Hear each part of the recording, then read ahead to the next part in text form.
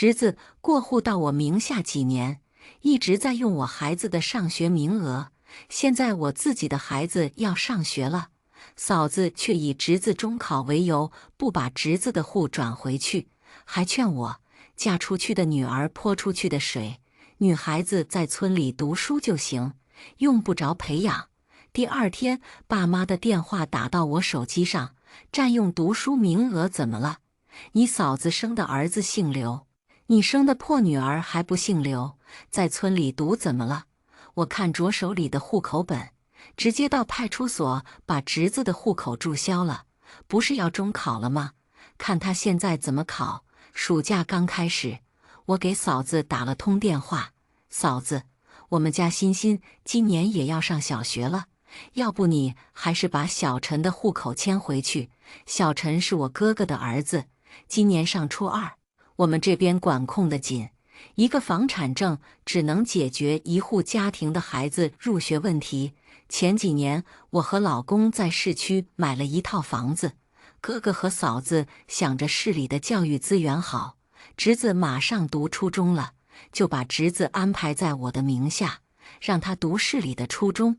哥哥和嫂子在市里没有房子，这边学区房的房租也贵，就让侄子周末到我家住，放长假再回老家。现在我自己的小孩要读小学了，想把这个读书名额要回来，嫂子答应得很爽快。好，等过几天我来迁回去。很快1个月过去了，嫂子那边仍然没有人来迁户口。8月20几号，孩子马上要入学了，我也跟着急了，再次给嫂子打电话，嫂子，小陈户口的事，你们多久来办？这马上要开学了。嫂子语气里透露着不耐烦，催什么？就这几天。我深呼一口气，决定忍忍，先让他把户口迁走。嫂子嘴里说的就这几天，可到了8月25号，还不见他来市里。我再次给嫂子打电话，没想到他却变卦了。小丽，我们晨晨马上就要中考了，这个时候转回来，不是耽误他学习吗？再说了，你们欣欣小学在村里读也没什么呀。我一听这话，暗叫不好，嫂子不会不想把户口迁走吧？那我家欣欣读书怎么办？越想越觉得有可能。第二天，我带着欣欣和老公回趟老家，想快速把这事落实。刚到家，嫂子很热情，伸手拿过我给爸妈买的礼物，回来就回来，还买什么东西？还真是破费。话是这么说，但他接过礼物迅速拆开，这还买了一包铁观音，到时候可以给晨晨的班主任。我听这话，脸色一沉。嫂子又拆开我给妈买的拿包礼盒，嫂子面露不悦，酸酸道：“海之蓝护肤品，这得上千了吧？现在挣钱不容易。小丽你还真舍得，她眼光不错，这一套1200多。上次回来看到妈的护肤品没了，就买了一套。”我笑道：“送给妈的，那有什么舍不舍得呀？”一家人进屋吃饭，饭桌上，我再次提到侄子户口的事。嫂子，你们先把小陈的户口迁回去吧，我们欣欣也要上学了。嫂子闻言，面露不悦。我不是说了吗？我们家小陈今年初3了，马上要中考了，迁回来孩子不适应怎么办？你们家欣欣一个女孩子，又是小学，在哪儿读不是一样吗？这话一出，饭桌上所有人都安静下来。老公的脸色有些难看。前几年我买房后就直接搬出去住了，每次逢年过节或者休假都会回来看看爸妈，回来的时候也不会空着手，甚至都会照顾到哥哥和嫂子。哥哥抽的烟，还有嫂子用的化妆品，几乎都是我优买的。之前住在老家，他对我还不错，所以我才会让他把侄子的户口迁到我这儿。没想到这件事他却不依不饶。我放下筷子，这读书名额只有1个，我总不可能让欣欣回村里读书吧？再说了，我工作在市里也不方便啊。嫂子争辩道：“住校不就好了？每周末回市里不就好了？”闻言，我脸色越来越难看。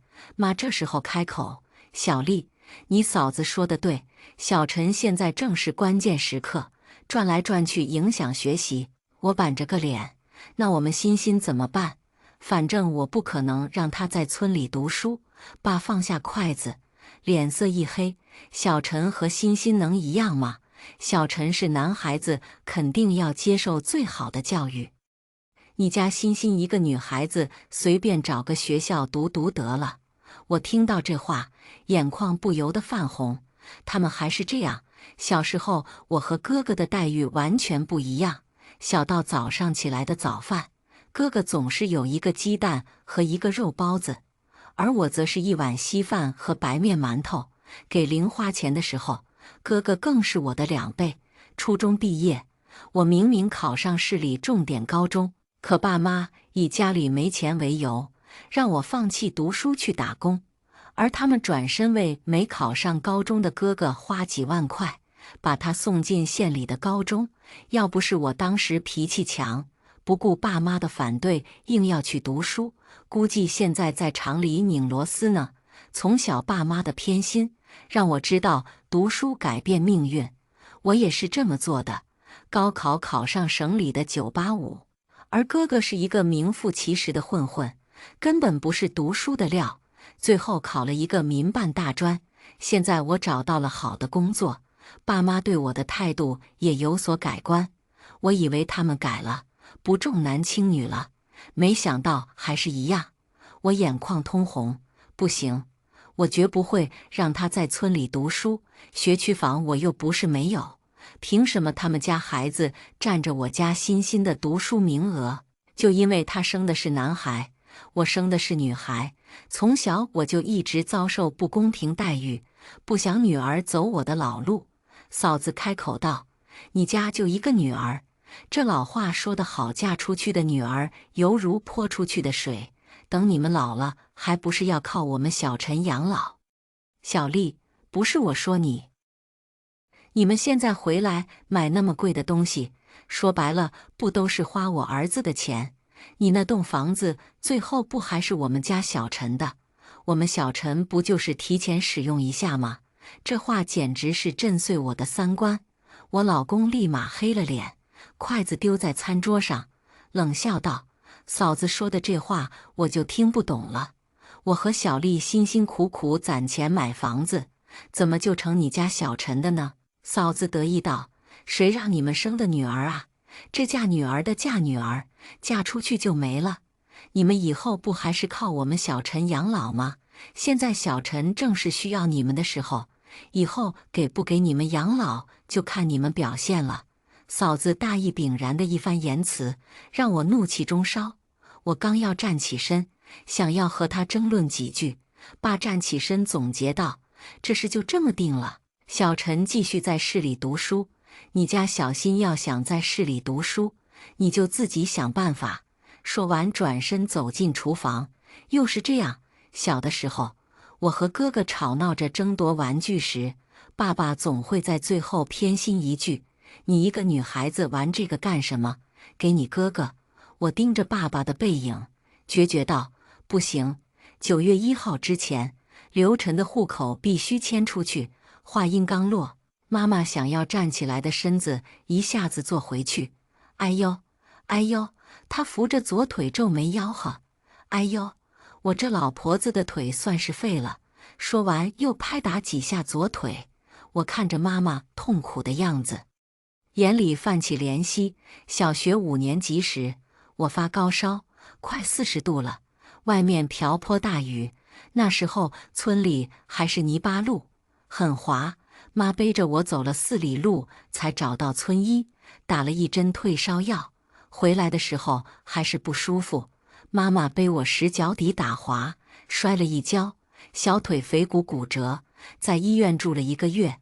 好了后总是时不时的喊疼，我赶紧上前扶着妈：“小心点，没事儿，我这是旧伤疼。”我扶你进屋，我把妈扶到床上，他拉着我的手，语重心长道：小丽，你别跟你嫂子计较，她那个人就那样。他叹气道：这小陈马上升高中了，要是转回来确实影响成绩，你就听妈的，让你家小新回村里上学。那村校的李老师教得好，教几个年级呢？闻言，我眉头紧皱。当年我考上是重点，他们都不同意我去。最后妈也是腿疼，躺在床上拉着我的手说，她身体不好，挣不了什么钱，家里没能力供我读书。我当时答应妈不去读书，去南方打工。可当天晚上，我就听到他和爸商量着花5万块把哥哥送进县里的高中。我打开门，对着他们大吵大闹，哭着吵着要去读高中。妈给了我一耳光，掐着我的脖子骂我是个赔钱货。这是这么多年来他第一次失控。事实证明发疯是有用的。最后我读高中了，没去是重点，去了哥哥那所县里的高中。我轻轻撇开妈的手，不行，欣欣必须去市里读书。妈脸色一黑，你怎么就是个死脑筋呢？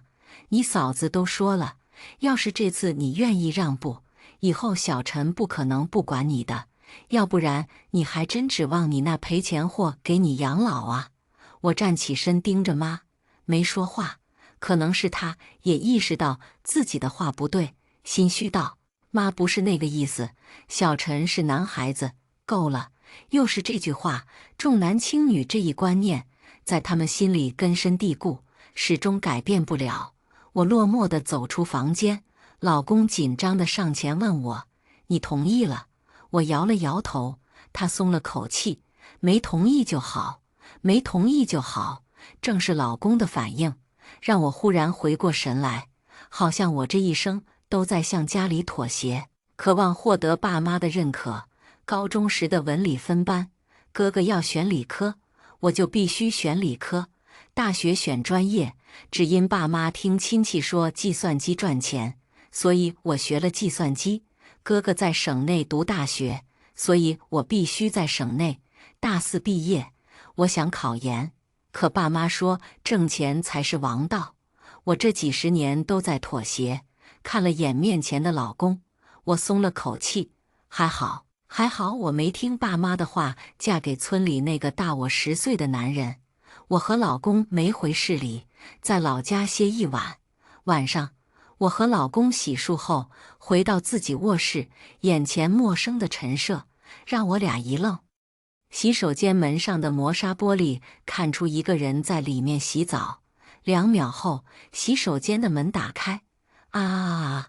刺耳的尖叫声传遍整个楼层。妈急匆匆地赶上来，怎么了这是？嫂子围着浴袍怒吼：你们怎么在这儿？这是我们的卧室。妈看着我，眼神闪躲。小丽，这不是你这屋里有空调吗？前段时间天气热，你嫂子就搬进这屋里了。这栋房子是我当年出钱造的，上下2层4个卧室，这间卧室朝南，采光好，我自己出钱按了空调。爸妈那屋里也按了一个，记得当时我还问过嫂子，要不要把他们屋里也按上空调，可嫂子和哥哥都不肯。现在倒好，他们直接搬我屋里来了。嫂子脸上毫无心虚之色：你们又不经常回来，不用白不用。今天坐了半天的车，又和他们争吵了几句，实在是太累了，不想再计较。那我去客房睡吧。妈看着我欲言又止，怎么了？嫂子大大方方道：客房是小陈的书房，还有一个是小陈的房间，言下之意，没有我和我老公的房间了。那我之前屋子里的东西呢？你们丢了？我忍着怒气问。妈轻笑道：那倒没有，放杂物间了。要不今晚你俩在杂物间将就一晚吧？杂物间面积小，又没窗，夏天就像蒸笼似的，更不用说里面还放了一堆乱七八糟的东西。听到这话，我脸色一沉。这栋房子是我当时出钱造的，造房子之前，我给他们说过，这栋房子必须有我一间卧室，当时他们答应的好好，现在回自己家，却要住杂物间。我刚要发火，老公扯了下我的袖子，嫂子阴阳怪气道：“都是嫁出去的人了，还赖在娘家不走，吃我儿子的，花我儿子的。”爸脸色一黑，赶紧滚进去睡觉。没办法，最后我和老公在杂物间睡地铺，躺在地板上。老公淡淡道：“先让他们把李晨的户口转了吧，因为睡的杂物间，半夜只能去1楼的公共厕所。从厕所出来，听到爸妈房间里传来说话的声音：老头子，你快想想办法呀！真的要让小陈回村里读书啊？那会毁了小陈的。”门缝里，爸抽了支烟，默不作声。那李欣欣又不是我刘家的人，凭什么让她在市里读书？还是个赔钱货。哎，我这腿也不管用了，要是当年真骨折就好了。我心里一惊，原来当年妈的腿没骨折。老头子，你说句话呀！我爸吐了口烟，这事只能拖。我走回杂物间，一晚上没睡着。原来妈的腿没骨折，这么多年来，因为那条腿我妥协了太多，没想到到头来都是笑话。第二天一早，我和老公匆匆回到市里，拿着户口本来到当地的派出所，决定给他们一个惊喜。9月1号，各个学校开学，我领着女儿来到学校报完名，电话响起来，是嫂子打来的。刘丽，怎么回事？这边的老师说查不到我儿子的名字。我淡淡道：“没事儿，就是前2天到派出所把刘晨的户口下了。”嫂子一听这话，直接炸了：“刘丽，你怎么敢的？你知不知道我儿子初3了，明年就要中考了？”我轻笑道：“有什么不敢？这是我的房子。”嫂子气急败坏道：“什么你的房子？这以后还不都是我家小陈的？提前用一下怎么了？你那破女儿以后嫁出去了，谁养你？”最后咬牙切齿：“你等着，看爸妈怎么收拾你！”嫂子刚挂断电话，妈的电话打过来，铺天盖地的谩骂袭来：“刘丽，你还是不是人？你个赔钱货！我怎么生出你这么个害人精？生下来就是来害我们老刘家的！害人不偿命的东西！”没等他骂完，我直接挂断电话。开学第1天不上课，报名结束，带着女儿去市里的游乐园。我和老公陪着女儿在游乐园玩了1天。晚上回来时，女儿已经在老公怀里睡着了。刚到家门口，2个从楼道里冲出来：“你这个赔钱货，净干一些缺德事！”听着声音就知道是我妈。都怪你，都怪你！我们晨晨现在上不了学，妈边说边用拳头打我。你居然为了你这个小杂种，把我们小陈的户口给下了！看我不打死你！我抓住妈的手推了一下，赶紧拿出钥匙，先让老公把欣欣抱进去，万一一会儿伤到。嫂子拖着刘晨上来阻止：“你想干什么？把我儿子的户口下了就想跑？”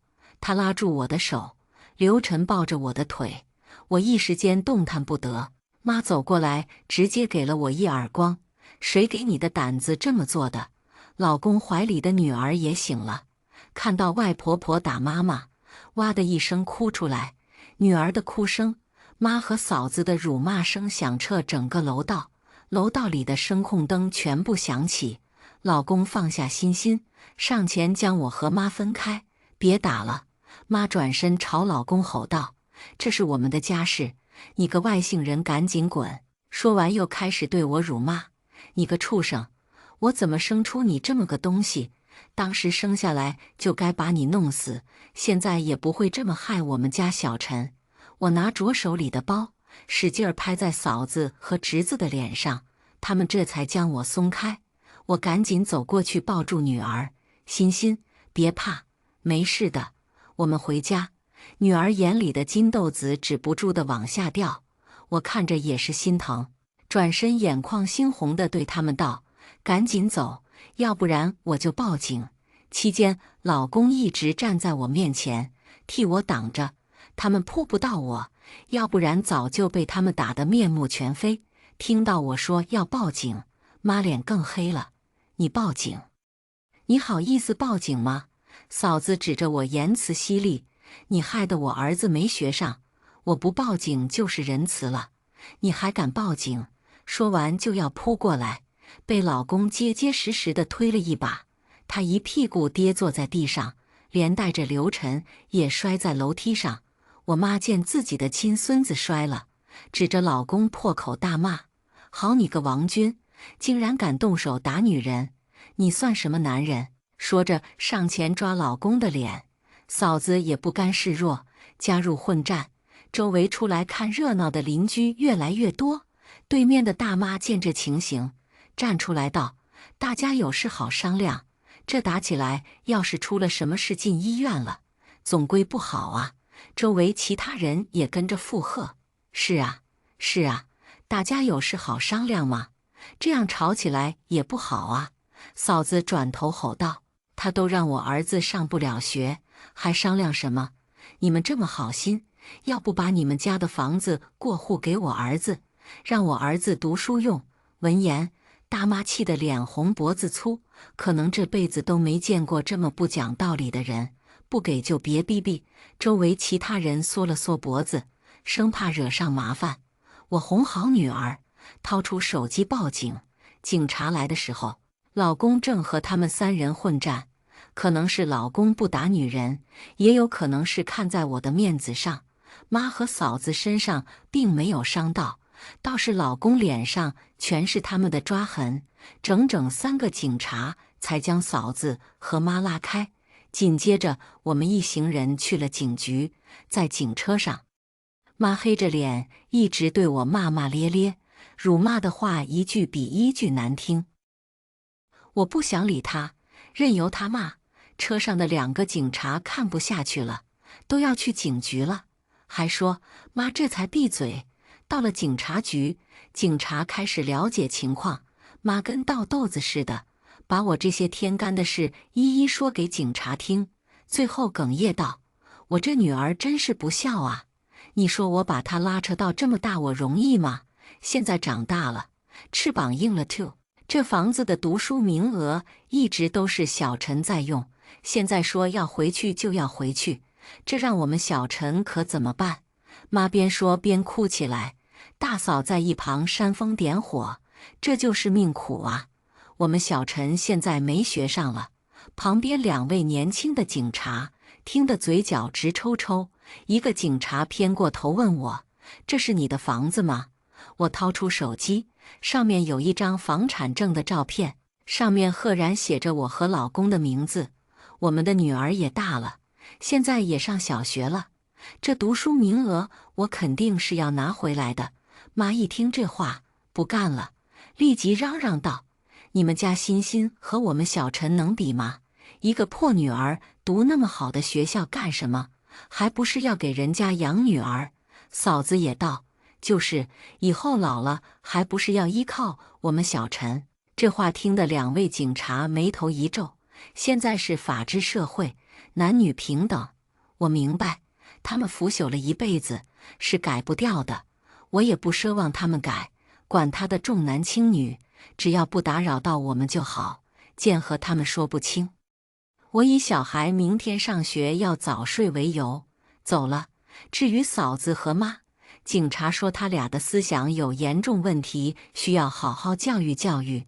这天之后，我正常上班，女儿正常上学，相安无事了几天。只是听大姑打电话说哥回来了。每年哥都会去外地打工，要么去电子厂，想多挣点就去工地上。早上我接到妈的电话，电话里妈笑嘻嘻的让我回去，说家里有事。很快到了周末，我和老公带着欣欣回老家。这次回来，我什么都没买，空着手回来。嫂子见我手里没东西，阴阳怪气道：“吃白食的又来了。”我没理他，倒是哥瞪他了一眼，转眼笑眯眯地对我说：丽丽，赶快进屋，妈炖的你最爱吃的乌鸡。我从小喜欢吃乌鸡，喝乌鸡汤，可那时候家里穷，能吃到的机会少之又少。倒是妈特别喜欢买哥吃的红烧排骨。刚进屋，妈手里拿着碗，往碗里挑了一大块乌鸡，笑眯眯道：这乌鸡是我从隔壁王姐买的，很鲜，趁热吃。爸坐在主位，也露出一个久违的笑。一家人就应该和和气气的，这是你最爱吃的，赶紧吃。见他们这副谄媚的模样，我就知道没别什么好屁。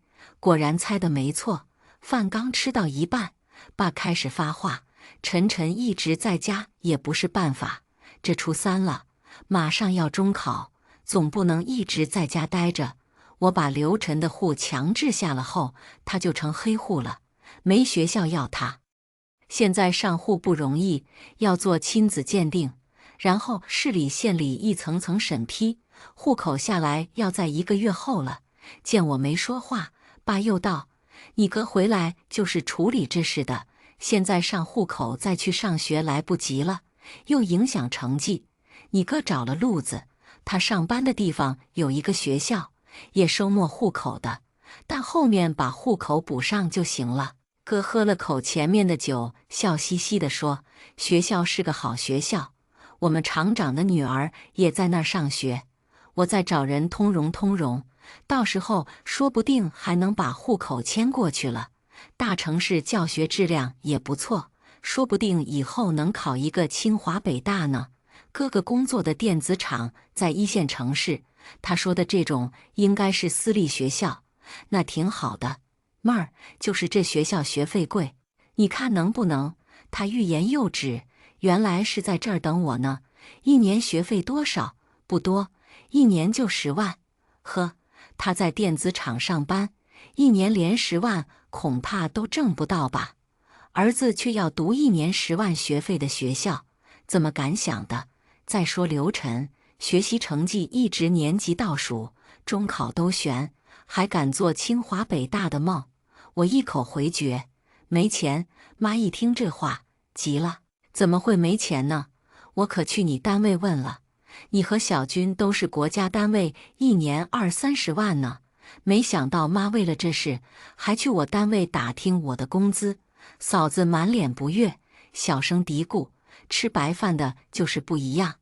哥哥脸色沉了下来，滚回你房间去，转头对我道：这10万块对你们来说又不多，你也知道你哥我的情况。爸放下筷子：你们是亲兄妹，要互帮互助，都是一家人，分什么彼此？这次你哥困难，你就帮帮他。我抬眼站起身，环视这一家人，他们每个人眼里都透露出贪婪的欲望。没钱就是没钱，再说了，这个钱也不该我出。以后家里要是没事儿，我就不回来了。妈听到这话，直接炸了：你什么意思？想要和你爸妈断绝关系了？我轻笑道：那倒不是，你们还是我爸妈，以后死了我还是会回来，为你们披麻戴孝。只是哥哥一家的事，和我没什么关系，我也不想当这个冤大头了。你听听，你听听他说的这是什么话？这不是咒我们死吗？哥皱着眉道：这不就是10万块钱吗？不至于闹成这个样子吧？从他们说这10万块钱起，嘴里没说一个借字，就想白嫖，当我傻，白白拿给他们10万，拉着欣欣就走。爸爸在身后呵斥的声音不断，嫂子在屋里咒骂声也越来越大，甚至到最后开始往窗子外扔东西，包包、衣服还有相册，丢的全是我的东西。嫂子怒吼：既然你不回来，这些东西也别放在我们家。我眯着眼睛看向他们一家，每个人都默不作声，默许了这种行为。我看他们是忘了，这房子是我出钱造的，当时为了方便，这房子落户在我的名下。既然这样，那就别怪我了。潘玉，我得提醒你一下，这房子是我造的，现在落在我的名下。他一愣，停下手里的动作，看向爸妈。爸妈使眼色，他又继续开始丢。落在你的名下又怎样？这房子自始至终都是爸妈的，这么多年，爸妈对他们无限的偏爱，才让他这么有恃无恐。我转头打电话，找了一家搬家公司。没一会儿，10几个穿着统一的服装站在大门口。是你们叫的搬家公司？我点头，把他们带进屋子。爸妈们以为是我要把自己的东西搬走，所以也没阻拦。我领着他们走进哥哥那屋，把这些都搬走。搬到哪儿？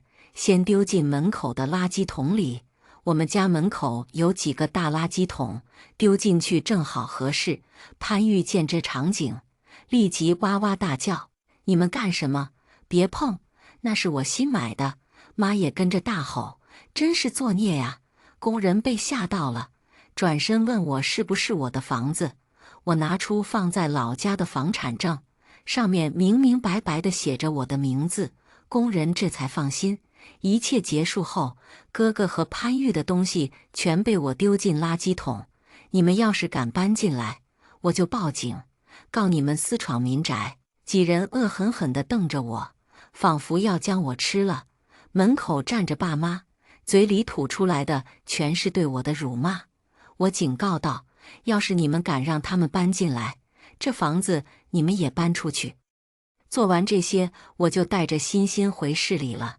再次听到老家的消息是在1周后，我收到法院的传票，上面写着我不赡养老人，没有每个月给老人钱。原来爸妈将我告上法庭了，上面明确写着我不赡养老人，不付赡养费。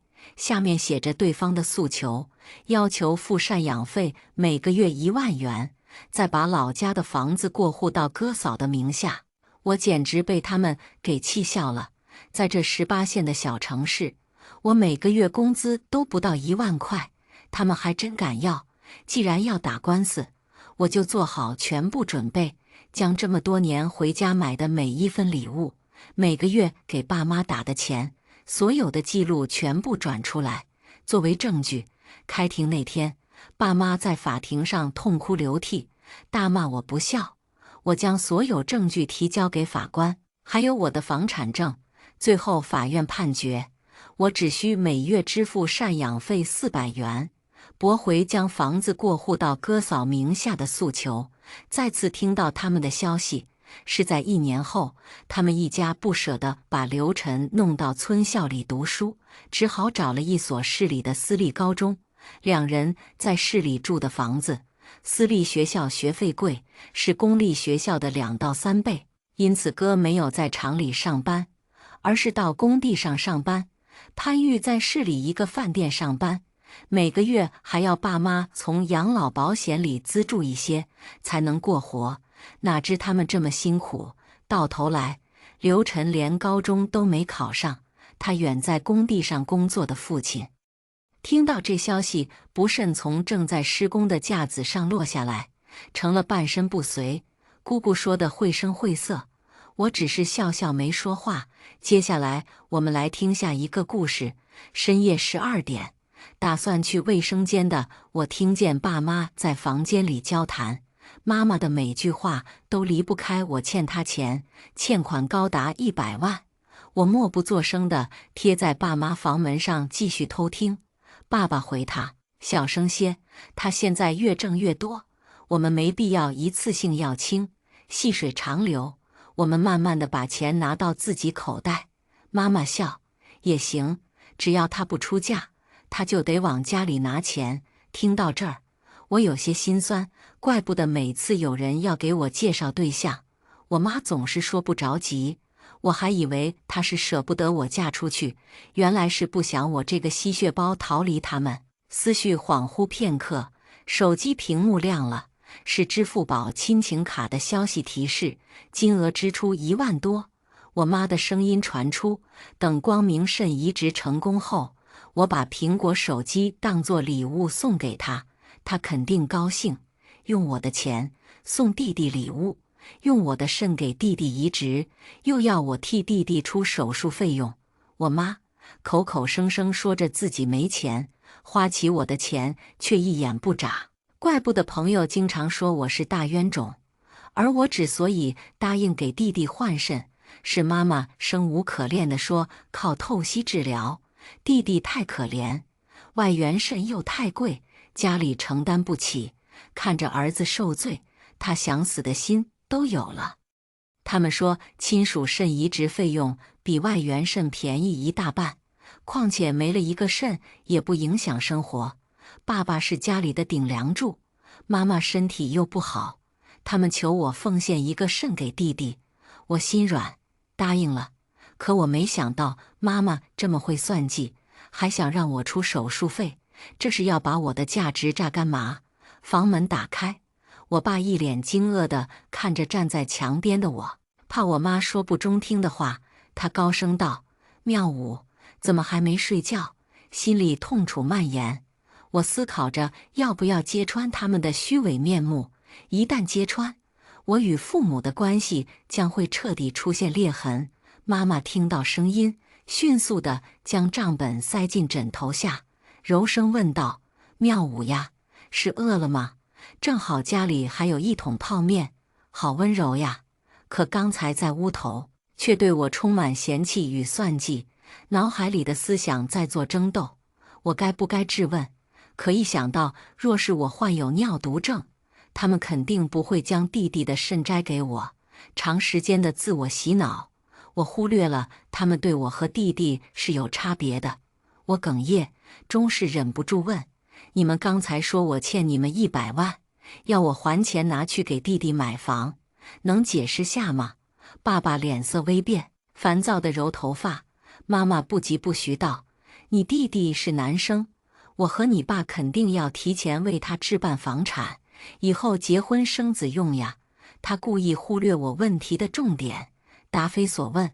他装糊涂，不知怎地。我这次就想打破砂锅问到底。我紧盯着他的眼睛，一字一句道：你说我欠你们100万，我什么时候欠的？爸爸咳嗽一声：你妈用词不当，我们没说你欠，只是粗略算了一下你从小到大的花销。我从小到大上的是公立学校，没有上过培训班，也没上过兴趣班，很少生病，也很体谅他们。高中住校以及大学生活费花的抠抠搜搜，自己还兼职，再怎么算，花费也没有100万。我根本就不相信我爸的话，冷笑一声：是吗？我闯进他们房间，拿出枕头下的账本，翻看其中的一页，上面记录着2018-8-16生日蛋糕108元，死丫头吃不少，跟饿死鬼一样。这天是弟弟的生日，我不爱吃甜食，蛋糕的多半都是弟弟吃的，我只吃了一小块，他却嫌我吃得多。2018-9-1晚餐费用356，零食200，庆祝孩子们开学，又为死丫头花费不少。我不明白，晚餐费用怎么就是为我花的？他们没有吃吗？还有很多都是家庭的支出，却都算在了我头上，手指不住地发颤。我妈一把抢过账本：你弟弟在睡觉，这么晚了，你别找事啊。我本来打算你弟弟手术之后给你看的，没想瞒你。眼泪忍不住滑落，看着有些陌生的妈妈，心里发凉。你还真想管我要100万，特意给我整个账本，真是有心了。那我弟弟呢？他欠你们多少钱？妈妈顿住，看着已经泪流满面的我，拧着眉：我是你妈哀，我辛辛苦苦把你抚养成人，不是让你来质疑我、气我的。你弟弟他是老宋家的根，而你以后是要嫁出去的，你怎么能把自己和他比较？真不懂事，不能比较。所以弟弟是没有所谓的账本的。我扯出比哭还难看的笑，看着我妈，就是我太懂事，太愚蠢，才一直觉得你和我爸没有重男轻女，仔细想想，你根本就不爱我，你爱的只有宋光明。可他是男生又如何呢？他传的是宋家的宗，要的是宋家的祖，他是老宋家的根。可是妈妈，你不姓宋呀！我还没说完，妈妈一巴掌扇在我脸上，我头偏在一侧，发丝散落，狼狈不堪。她气急：有你这样和妈妈说话的吗？我是缺你吃还是缺你喝了？我对你和弟弟一视同仁，我问心无愧。倒是你，说到钱就急眼，还有没有良心？吼出来之后，思绪忽然变得特别清晰。我的话刺痛他，他急了，代表我说：对了，弟弟与我差8岁，今年刚成年，得尿毒症，就是因为爸妈太惯着他了。高油高脂的食物与零食，只要弟弟想吃，他们不会阻拦，把饮料当水喝，就给他准备成箱的饮料放在家里。我劝过，他们会笑着说：小孩子吃点零食，喝点饮料而已，哪有你说的那么严重？你小时候比你弟弟还爱吃呢。小时候家里条件差，买不起零食，就会蒸很多馒头。妈妈让我拿着馒头蘸白糖加辣椒酱，或炸馒头片、炒馒头、烩馒头。我的零食是馒头，饭还是馒头。过节日时，家里会改善伙食，亲戚会买些零食，我总会很馋。吃零食的时候没有形象，妈妈会笑着对亲戚说：让你们见笑了。我平时也经常给他买，他呀是个小吃货，爱吃，吃起来就没个形象。馒头是主食，我吃得白白胖胖，亲戚们就会夸我妈把我养得好，他们说我妈疼我，我也就真以为那是疼爱，别人都道她是个好母亲，她自觉一碗水端得很平。可她真的问心无愧吗？20几年的人生如走马灯般闪过，我捂着脸笑了。我没有良心，花着我的亲情卡，开着我为家里买的车，我有过一句怨言吗？你说你一视同仁，那我倒想问问你，你生下弟弟那年，嫌我烦，把我扔给村里的老光棍照顾，是想干什么？拍摄我的私人照片给陌生叔叔，又是干什么？那时候年纪小，不懂为什么老光棍对我上下其手，我很害怕地咬了他，逃出昏暗的房间。回到家后，妈妈看着我瑟缩发抖的样子，上前给了我一巴掌。你跑回来做什么？你知不知道你只要听话，就会有100块，100块钱可以给你弟弟买尿不湿了。他拿着笤帚，咬牙切齿往我身上挥，怨我没听他话。没拿到100块钱，我咬着嘴唇，不敢哭出声，越哭妈妈下手越重。可事后她会向我解释：抱歉呐，闺女，没人帮我带弟弟，妈妈有点抑郁，给你颗糖吃，别对外人说妈妈打过你哦。妈妈对外说男女平等，她对2个孩子都一样疼爱，对我总是一个巴掌一个甜枣。小孩子又本身不长记性，她对我的诸多怒吼与巴掌，我忘记不少，只会在心里提醒自己，妈妈不容易，我要体谅妈妈，要听话，多帮忙干活。妈妈爱弟弟也爱我，我也最爱妈妈。现在回想起来，妈妈她是我如婢女，还没在城里买房的时候，爸爸为了养家在外工作，他不知晓妈妈对我打骂，只知道我妈向他抱怨我顽皮，我不听话，他带孩子很辛苦，本身就不待见我的爸爸，对我更加多了些厌恶。我妈记账，他帮着盘算，真是一对好父母呢。听到我的话，爸爸很疑惑，我也不打算向他解释，就是重提。我妈气得脸色通红，造孽呀！我怎么养出你这么个玩意儿？不懂感恩又斤斤计较，你现在恨我是吧？要不要我一头撞死，让你眼不见为净？我闭了闭眼，有些有气无力。不闭了，我会从家里搬出去，以后少见面吧。我回到自己的房间，反锁房门。屋外，妈妈哭泣着诉讼自己的不容易，说我不体谅她，天下无不是的父母。她委屈，她难过，越来越激动。爸爸怕她吵醒弟弟，将她拉进房间，而我没了睡意，整理着行李。第二天一早，家里静悄悄的，爸妈的房间门敞着，看来不用跟他们说再见了。我如释重负，刚到楼下，就听见爸爸在外边抽烟边打电话。啊，中午约谈啊，我们有时间呀，不过我们全款买他房子，你得让他再便宜些。你要是能给我们打下价格来，我们下次买房还找你。哈哈，给儿子买房不嫌多，我们钱够的，就这么说定了。中午见。我紧紧攥着手指，原来他们是有钱的呀，有钱给儿子买房，没钱付外援赡。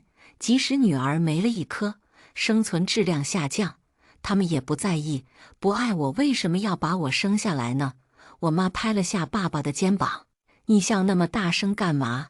万一让邻居听见咱们全款买房，传到妙武耳朵里，他又得像昨晚一样发神经。爸爸音量立马调低，他有什么资格发脾气呀？我们自己攒的钱，想给谁花就给谁花。话音刚落，我踏出单元门，与他们面对面。确实，你的钱想给谁花就给谁花，同理，我的钱也是。以后你们不要再哭穷管我要钱了，宋光明的手术费也别想着让我掏钱。爸妈尴尬在原地，没想到又被我听见。他是你亲弟弟，你出点钱怎么了？你和妈妈怄气，不该和你弟弟分这么清楚。姐姐帮扶弟弟是天经地义的事情，我帮扶的还不够多吗？从我工作起，他的学费、生活费都是我出的，我对他够可以了吧？可你还在账本上记账，我欠你们钱，我这几年为家庭所付出的，你怎么不记下来？念我一点好。再一次和妈妈争执，我爸跺着脚说我混账，妈妈忽略我的委屈，故作伤心，挤出几滴眼泪。我怎么养出你这么个白眼狼啊？现在翅膀硬了，不需要我们就丢弃我们，真是白养了。看他表演，我突然有些累了。我再怎么问，也不会得到他们歉意的回答。在他们心里，他们没有错，错的是我。我该一心一意念着家里，为家里贡献，替他们分担压力。反抗就是大逆不道。我推着行李箱，与他们擦肩而过。别装难过了，你们既然觉得我是白眼狼，以后就别再来找我。弟弟的手术费你们自己出，肾源你们自己想办法。我一身狼狈地投奔闺蜜。当我说出肾源让他们自己想办法的时候，我爸的拳头和我妈的巴掌呼啸而来，在邻居的阻拦下，我才得以逃出小区。闺蜜桃心心疼地看着我，给我脸颊上药。怎么弄的呀？我将事情的原委说给她听。她叹口气，早就说你爸妈偏心，你不信，他们如今这样对你，你可要清醒些，别被他们一哄。又屁颠颠跑回去，心甘情愿为他们当牛做马。桃心是旁观者，他早就看出爸妈偏心，偏偏我总是渴望父母的关爱，以为答应他们的要求就会高看我一眼，偏爱我一些。然而，当人们只会索取时，他们不会想着为你付出。在他们眼里，我不值得他们付出，可我却一直自欺欺人。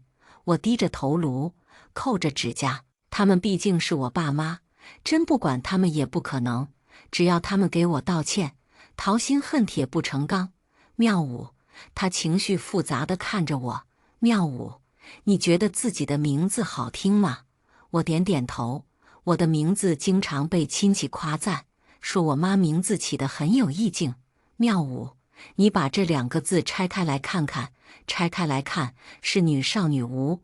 原来连我的名字都是父母不爱我的证据。父母不行，可是弟弟对我挺依赖，我们之间的感情还算深厚。我说不给他捐肾，其实只是气话。外源肾排队会等好几年，弟弟会受很多罪，我不忍心。陶心知道我的想法后，重重叹口气。这是你弟和我那不成器弟弟的聊天记录，我偷拍下来的，你自己看看吧。聊天记录里，弟弟对我的称呼是那女的，我想要什么，只要撒撒娇，那女的都会满足我，不像你姐，鸟都不鸟你，喊她姐是给她面子，毕竟她挺会赚钱的。我妈说她的钱以后都是我的，我肯定得和她搞好关系啊。那女的同意给我捐肾了，哈哈，叫她生姐就能为我付出所有，真是个大傻叉。她没一个肾管我屁事啊，只要我好了就行呗。我不可置信地看着聊天记录，心凉得透透的。假的，都是假的，到底什么才是真的？弟弟向我撒娇说想我，说姐姐最好，都是他的谎言，他们都不值得我付出真心。看到这些聊天记录，我脸色惨白。恰巧弟弟宋光明给我打来电话，姐，你和爸妈吵架了，我已经绝食抗议，要让他们给你道歉，你别生气了。陶心无声地用嘴型提醒我，你清醒点。我一下子回过神，他现在来关心我，其实是怕他到手的肾没了吧？我冷声道，不用他们道歉，以后你们都和我没关系了。姐，你生爸妈气，连我都不想理了吗？呜呜，姐姐你回来吧。他声音带着委屈，可是想到聊天记录里他的嘴脸，我没有半分心软。别装了宋光明，你和爸妈没什么两样，既要又要，把我当大冤种，以后我不会再替你们着想，让你们摆布了。宋光明哭出声，狡辩，姐姐你怎么可以这样说我？我最爱姐姐了，真心的。虚伪，太虚伪。胃里突然直犯恶心，我面无表情地念出，那女的同意给我捐肾了，哈哈，叫她生姐就能为我付出所有，真是个大傻叉。她一下子噤声。我继续道，宋光明把我当傻子耍，很开心是吗？被拆穿后，我妈一把夺过宋光明的电话，在电话那头对我怒吼道，宋妙武，我们是你家人，不是你的敌人，你说话没必要带刺，太伤你弟弟心了。在他眼里，你一直都是他最崇拜的姐姐。后天你弟弟住院肾移植，你别迟到。眼泪划过脸颊，我轻轻擦掉，呵呵地笑起来。到现在还想要我的肾，做梦去吧！就算现在你们跪下求我捐肾，也没可能。挂断电话后，我整个人虚脱倒在沙发上，心里越发坚定，要和他们恩断义绝。我是一名带货主播，因为家里的事实在心力交瘁，便向公司请了1个月的假。他们对我进行电话轰炸，被我拉黑，微信也全都删除。和医院约好住院肾移植手术的那天，我也没有出现。我的临时叛变让他们无比暴怒，他们在本市到处寻我，询问陶心时，他一问三不知。他们去公司号的直播间蹲守我，也一直没有蹲到。此时的我正在感受着山河的秀丽风景，洗涤自己的灵魂。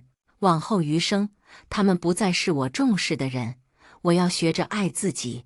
眼见我不出现，他们去我公司门口闹，在网上发视频控诉我，公司受到影响。领导发话，要么趁着舆论反击给公司带来收益，要么自动离职。我只好提前结束休假回来，在去公司报道那天，与父母弟弟正面相逢。他们带着情感栏目调解组在公司楼下等着，看到我，我妈高喊，她就是我那不孝的闺女，我们一家被她害苦了。见到我出现，我妈气急扑过来，当着众人的面直接扇了我一巴掌。我头弯到一侧，漠然地看着她。一旁的调解员看她突然出手，赶紧上前主持局面，向我解释，宋女士是这样的，你妈联系到我们说你因为不愿给弟弟出钱治病，离家出走。他们现在经济有些困难，身为姐姐和女儿，你要不要重新考虑一下，帮弟弟出手术费？毕竟你们是一家人。我望向妈妈的身后，弟弟脸色惨白的被爸爸扶着，三人穿着很朴素，一眼看上去就让人以为是个很穷苦的家庭。弟弟病恹恹的，眼神透露着祈求的渴望。姐，你就帮帮我吧，我给你打欠条，等我病好了，就把钱还给你。真是可怜的一家人，他们这样显得我很冷漠无情。调解员皱眉，好懂事的弟弟，真让人心疼。我妈难过的抹眼泪。是啊，我儿子特别懂事，就是不幸身患疾病。我对他姐弟俩同样的好，不知怎么就两人天差地别，一个乖巧懂事，一个狼心狗肺。正是上班时间点，路过的人路过免不了低声几句。现在养孩子有什么用？家里有困难了也不帮扶一下。像他这样没良心的生下来，就应该直接掐死。赞同加一，用外部压力逼迫我。他们很用力地表演着，调解员还在苦苦劝解：宋女士，妈妈把你养得这么好，她没有功劳也有苦劳呀。你弟弟都这么求你了，你就出点钱，先让弟弟把手术做了。在所有人的注视下，我挺着脊背，缓缓开口：你们接下调解的任务时，有没有了解事情的原委？我为什么不出钱，是有原因的。他开口，不管一家人有什么误会，我们坐下来解释清楚就好了呀。我妈冷声道：没有误会，他就是自私。这一个月，弟弟在承受着疾病的痛苦，他却在外面旅游，恨死人了。我没有生气，我要是表现出歇斯底里，可能更被人耻笑。我没有理会我妈的恶言恶语，对着调解员道：可以解释呀，去我们家。我们坐下来谈，去我家，带他们去看我心寒的原因。我妈以为我心软了，冷哼一声：那就回家吧，省得在外面丢人现眼。回到家之后，妈妈勤快地给工作人员倒茶水。我家不大，你们别介意啊，咱们都坐下说话。调解员环视着我家，89平的3室，不大，但被我妈收拾得很干净。她忍不住夸赞，一看就是爱干净的妈妈。宋女士，我觉得有这样的妈妈是你的福分呀。福分。清醒后的我接受不了任何人的洗脑，笑道：这福分给你要不要？我指着墙上爸妈与弟弟的合照，这是我家的全家福，你仔细看看，有我没有？电视墙上挂着一幅巨大的照片，电视柜上还摆着许多的相框，是宋光明从小到大的照片，没有我的。调解员挨个看着，迟迟没有回应。我妈尴尬地笑着，她都成年了，在家里住的少，照片我就给她存放起来了。我爸也觉得我这是在挑刺，开口：这无关紧要的小事，不就是摆了你弟的没摆你的吗？也至于在外人面前说道。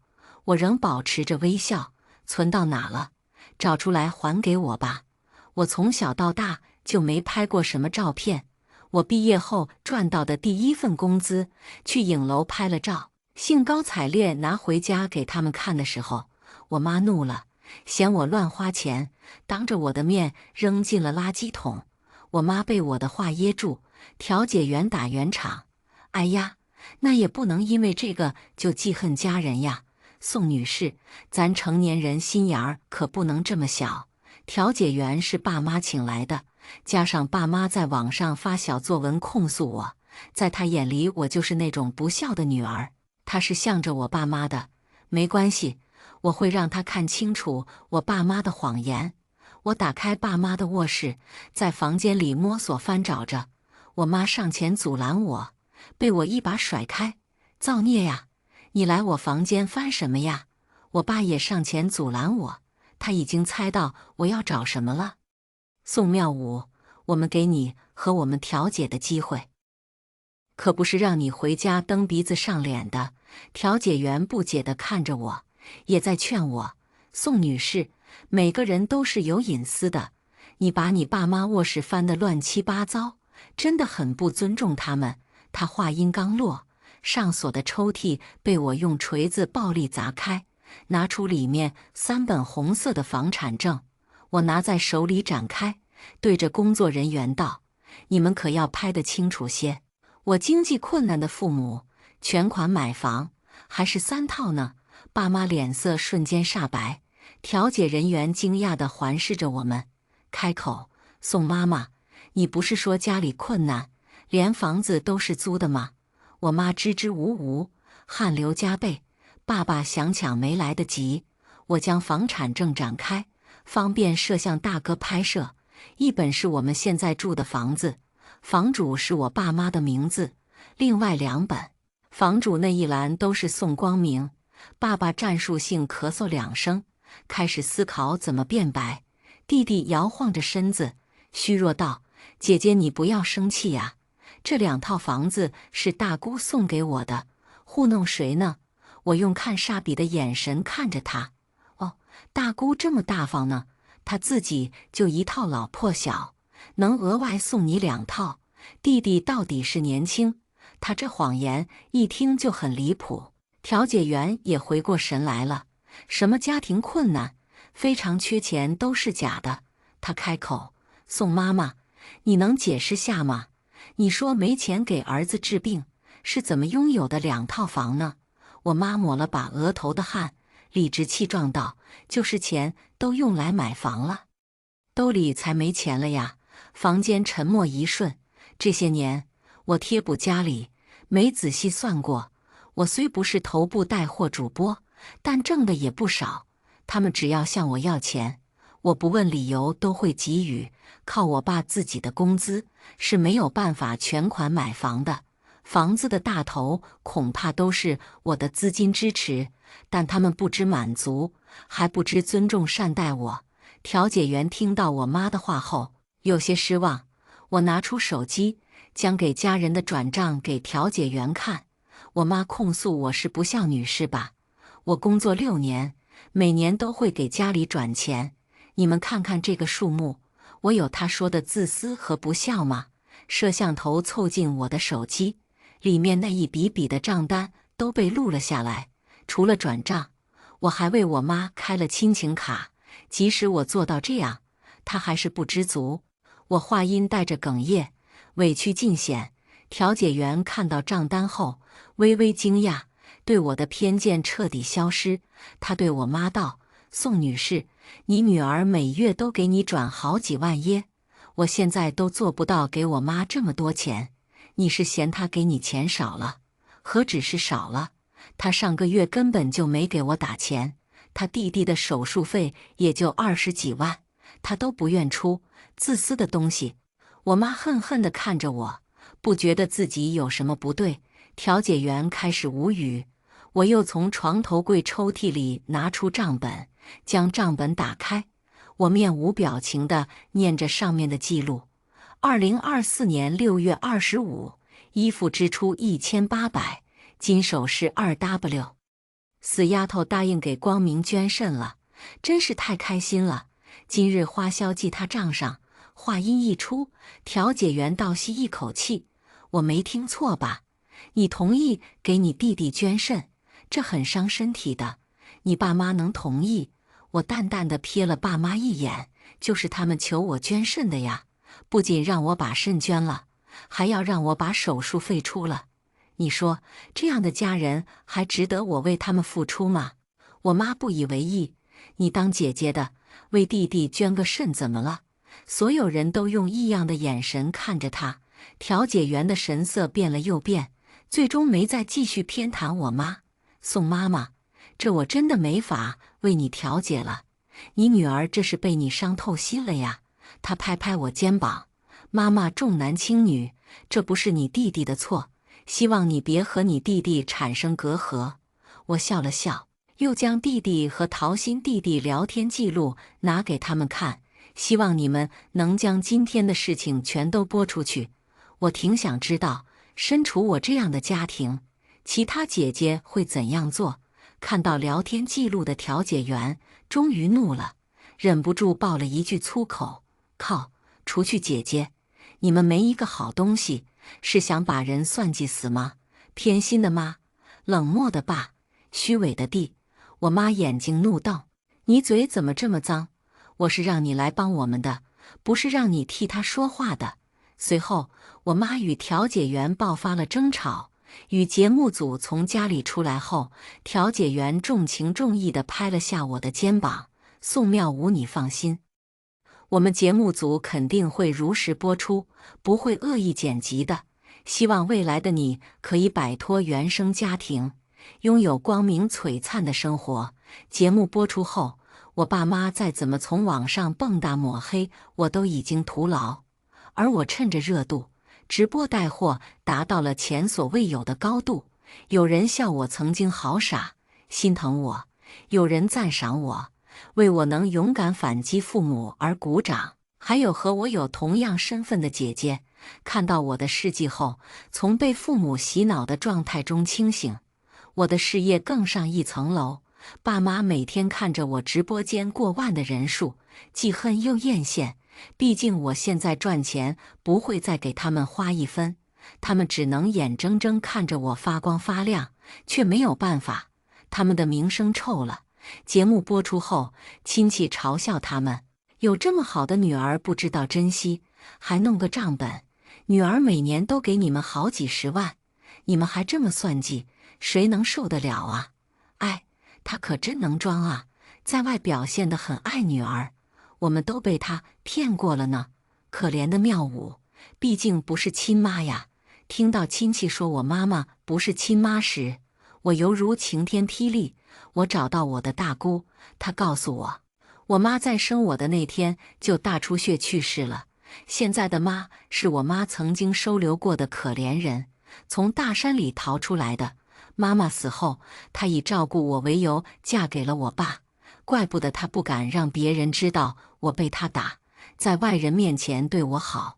他不是向外人表现男女平等，而是想告诉外人，他把恩人的孩子养得很好，眼泪不受控注地流下。原来我生活在巨大的谎言之中，不过我又庆幸，她不是我亲妈真好。我心中留有一丝幻想，如果我妈在世，她肯定会好好爱我的，对吧？眼见我越来越好，爸爸在公司门口等我，有些拘束。妙武啊，爸爸给你道歉，爸爸不要你给弟弟捐肾了，你奶奶生病了，你能不能回来看看她？奶奶是在我童年中是为数不多给予过我温暖的人。我从家里搬出去后，他们就把奶奶从乡下接了过来。盘算着老人家在这里，我即使怨恨他们，也会过来看望奶奶。但我除了给奶奶发视频，再也没有回来过。回到家，餐桌上摆满了丰盛的菜肴，基本上都是爸爸和弟弟爱吃的食物。我名义上的妈郑秀秀热情地将我迎进去：妙武呀，知道你回来，这一桌子菜忙活我大半天呢，快坐下吃饭吧。我甩开他的手，冷然道：不必了。我径直走向我曾经的卧室，奶奶躺在床上和睦休息。听见我喊她，她颤巍巍地抬起手想要摸我脸颊，我霎时绷不住，泪如雨下。奶奶，他们带你去医院看病了吗？现在感觉怎么样？奶奶缓缓开口：我很好，你能来看我，我很开心。奶奶年纪大了，你能不能满足奶奶一个心愿呀？不要再和你爸妈置气了，回到他们的身边好吗？本来还心疼他的我，瞬间止住眼泪。爸爸在身后开口：妙武啊，你不听爸妈的话，得听奶奶的话吧。回来吧，我们已经排队等外援肾了。我把账本也给烧掉了，以后咱们一家人好好生活。姐姐，我为自己曾经的口不择言向你道歉。宋光明面露歉意，奶奶拉着我的手：妙武呀，原谅他们吧。看着奶奶慈祥的面目，脑海里浮现起儿童时期，我被郑秀秀赶出家门，奶奶给我拿饼干吃的场景，她那时总是会叹气：可怜的孩子，奶奶对我心软，她对我有感情，可她更希望自己的儿子家和万事兴。她知道我从小到大受的所有委屈，可还是想让我原谅他们，然后来一个合家团圆，大家一起包饺子的大团圆结局。可是我不想，我拉开奶奶的手，淡淡的嗯了一声，奶奶喜笑颜开，爸妈弟弟他们也如释重负，看他们高兴的相互使眼色的样子，让我觉得无比讽刺。如果说我没有挣钱的本事，他们早就把我逐出家门了。我之所以答应他们和解，是因为他们把门堵得严严实实。我若说一句不同意和解，会发生什么我也不敢想象。找借口从家里逃出来后，我向公司说明情况，转头去了分公司，远离了这个城市。再次找不到我之后，郑秀秀以奶奶威胁我，在我直播平台给我发私信，说如果我不出现，她就不让我奶奶过好日子。可这个威胁不再管用，如果我爸允许他虐待老人，那爸爸这个人的心真是狠到没边，一点良心都没有。那我逃离是正确的选择。我不理他，他会每天私信骂我一遍，然后发一些打骂奶奶的视频。可怜的奶奶，短短10日就受拖相。我质问爸爸，他揣着明白装糊涂：你妈妈照顾2个病人，实在是分身乏术。你要是心疼奶奶，就自己回来照顾吧。这个男人真的令人害怕，对自己的亲妈都可以这么无所谓。可我还是没有妥协，我将奶奶的近况发送到家庭群，并以虐待老人罪报警。看到奶奶受苦受罪的视频，大姑还有家族的亲戚都纷纷来讨伐我爸妈。警察没到来之前，爸妈还嘴硬，说这不是虐待，是我污蔑。警察来之后，他们就慌了。我大姑掀起奶奶的衣服一看，身上青一块紫一块的，当场就崩溃大哭，骂我爸爸是不孝子，狼心狗肺，不愿意照顾老娘就别接过来照顾。那一天家里很热闹，最后郑秀秀被警察带走了。证据确凿，加上我大姑和众亲戚都不原谅的情况下，郑秀秀以虐待老人罪被判2年有期徒刑。郑秀秀不在后，一向衣来伸手饭来张口的爸爸开始学着给弟弟做营养餐，每周带着弟弟做透析。这期间，他向我寻求帮助，被我拒绝。看出我的决绝后，他叹气：妙武，我是你爸呀，你怎么能这么狠心？我有你狠心吗？我是你亲生的女儿，你给我多少关心和爱，都说父爱如山，你有没有给过我高山般坚实的后盾？你更像是一个米虫，不将我啃食干净不罢休。那天的电话，我将自己所有的委屈说给他听，他最后只不过淡淡一句：不管我做的对不对，我都是你爸。我就知道，这辈子我都不会原谅他。后来他再给我打电话，我都不接。他们后续的生活都是陶鑫讲给我听。两父子生活半年后，我爸渐渐忘记牢狱里的郑秀秀，开始沾花惹草，与同龄人谈恋爱，并邀请人同居。宋光明默认了爸爸的行为，还帮着隐瞒。等郑秀秀刑满出来之后，看到家里有别的女人，瞬间崩溃。她哭闹着，将家搅得鸡犬不宁。错的明明是我爸，可爸爸和宋光明觉得他在无理取闹。绝望的郑秀秀趁其不备，将刀挥向了爸爸。他以杀人罪再次被捕，只不过这次是死刑。宋光明突然间双亲全无，成了一个孤儿。只不过他的日子也不算难过，毕竟爸妈给他留有房产、车子和存款。可真当身边空无一人时，他才真正悔过。想到我这个姐姐，他真诚地对我道歉。我只是淡定的再次将他第5个手机号拉黑。人生这场旅途，我不是非他们不可。我会有爱人和新的家庭，一切都过去了，我不会再回头。